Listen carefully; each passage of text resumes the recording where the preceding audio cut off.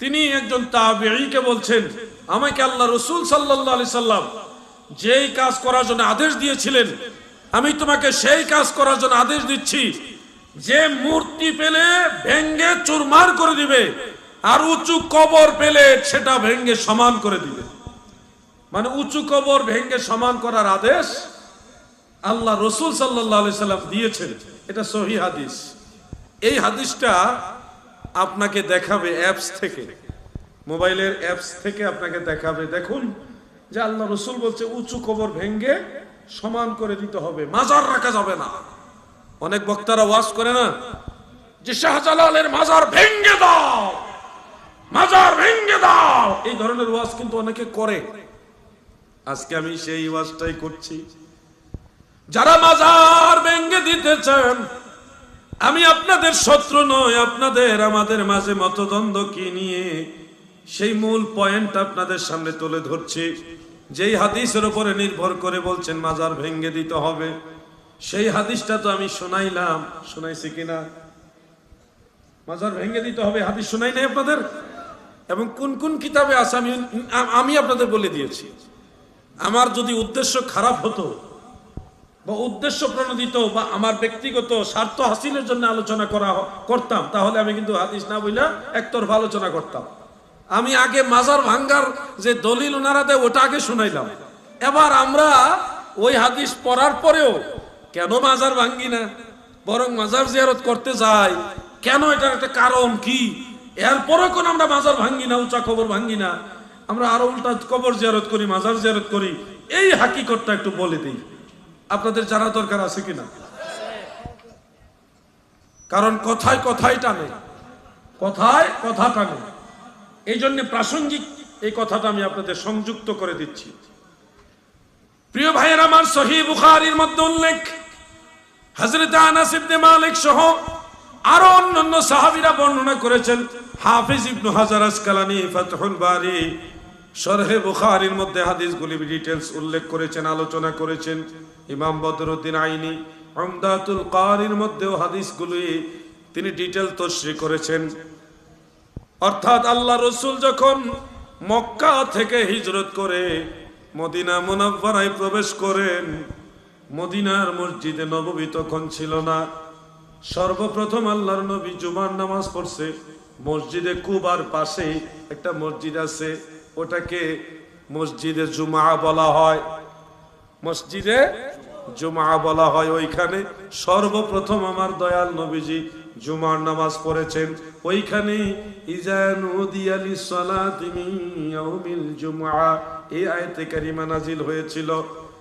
এরপরে দয়াল নবীজি কুবা মহল্লায় নামাজ পড়েছেন, ওখান থেকে মদিনা মুনাওয়ারায় এসেছেন।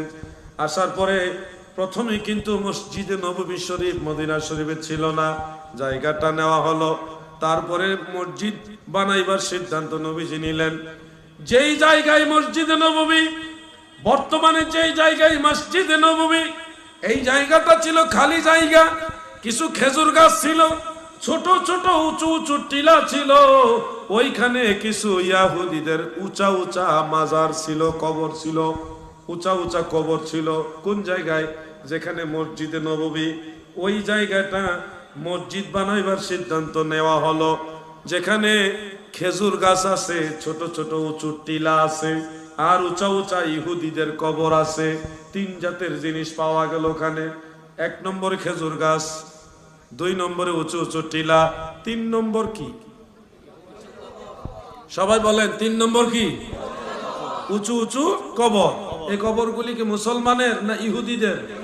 জোরে বলেন, কাদের? আমি বানায় বলছি না, এটা সহিহ বুখারীর হাদিস। আমার লেখা বইগুলির মধ্যে আমি সবগুলি হাদিস সনদ সহকারে উল্লেখ করে আইমাই কারাম মুহাদ্দিসিনে কারামের আকওয়ালগুলি আমি সুন্দরভাবে তুলে ধরেছি।